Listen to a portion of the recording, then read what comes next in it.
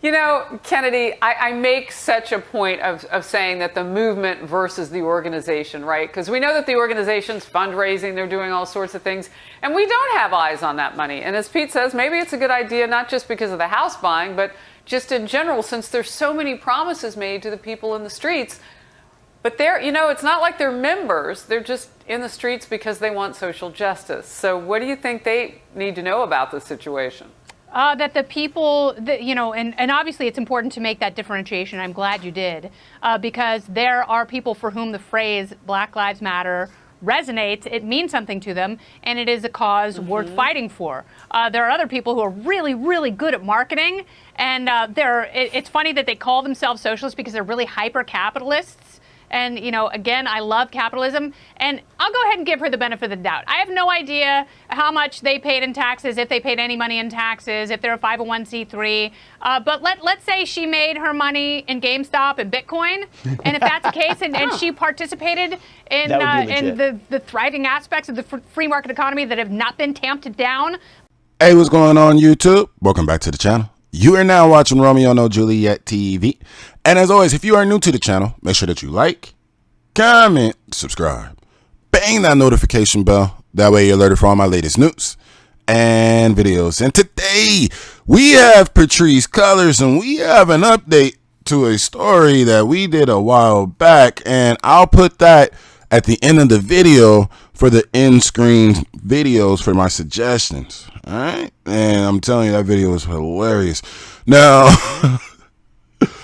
Miss Patrisse Cullors, once again. Now, we have the co-founder of Black Lives Matter announced on Thursday that she is resigning as executive director amid criticism of her lavish lifestyle. We took shots at that too, because that looks really mighty funny in the light.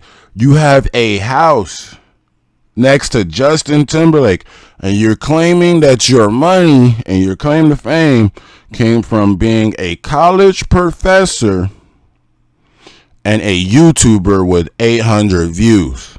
That's why you're saying you have a high-end real estate value of totaling $3.2 million.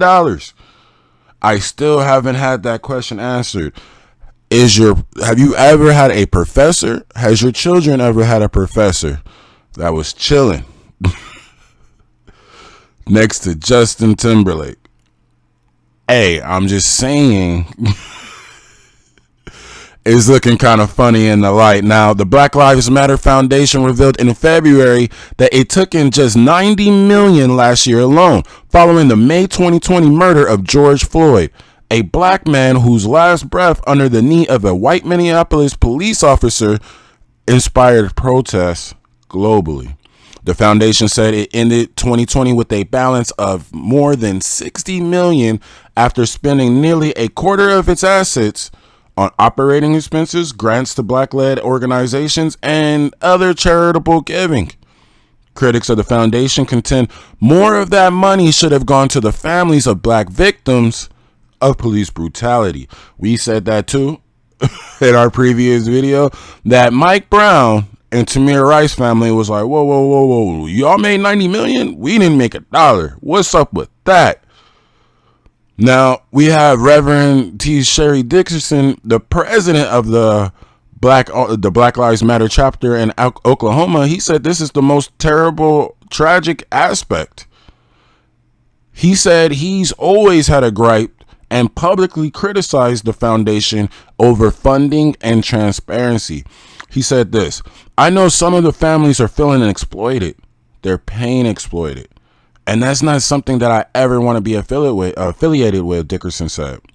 Cullors and the foundation have said they do support families without making public announcements or disclosing dollar amounts. Now, I can agree. I can see why somebody wouldn't want to disclose dollar amounts, because it's hard to please the general public. You might be like, well, you know, if I say I made about 60 mil off of you, right, but I only gave you $1 million, people might look at you crazy, but you have a whole foundation that you have to feed too and other expenses. But nah, not that kind of amount of expenses to where People are saying they haven't received a dime, but you brought in 90 million. Allegedly, Miss Patrice Cullors, we all know you like money. You a capitalist for real. And you ain't about to sue me. Not on duty. Now, what are you guys' thoughts about this? Me, I think she did it. I 100% think she did it because this is a mighty fishy time to want to leave. Now, she said that her leaving and setting the foundation up for success, was part of her goal anyway, that she was already going to leave. But that's mighty fishy. You leave when you're under extreme fire. If it's me, and I know I'm not guilty, I'm fighting it to the bitter end. That's a fact. You know what I mean? You ain't gonna play with my name like that. But that's me.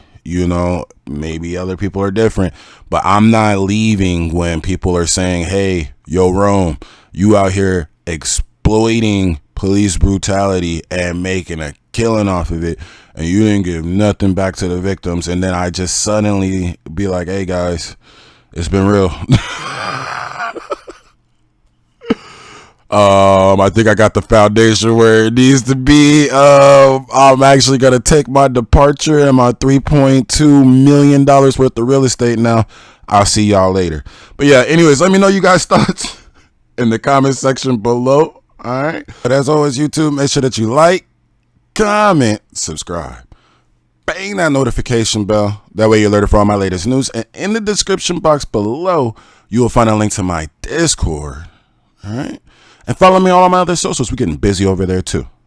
Go. Hey everybody, welcome back to my channel. I am so excited to be here. And yes, you read it right. Today I am going to be talking about me transitioning out of Black Lives Matter Global Network Foundation. I know. I couldn't have told you that when I started Black Lives Matter with Alicia and Opal, how it would change and transform not just my life, but millions of Black people across the globe. And for over 7.5 years, I was in the day-to-day of that organization, working with our chapters, working alongside elected officials, challenging the police. And at the end of 2019, many of you don't know this, I actually stepped back. I didn't make a public announcement.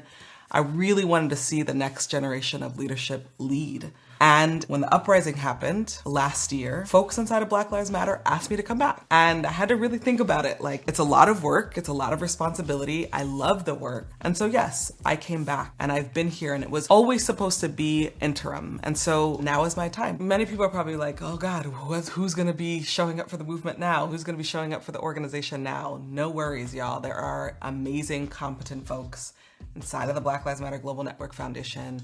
We have amazing leaders at Black Lives Matter Grassroots. One thing that's important for you to know, we became a large organization literally overnight. Most organizations our size take about a year to figure out what they're going to do, so they can manage the money well, so they can manage processes well. And so this team is gonna take time to really figure out what the next steps are for this org. It makes me feel hopeful about what's possible, hopeful about being able to change the very systems that have harmed us for so long. I feel excited. I feel excited for our movement, and I feel excited for me and my next journey.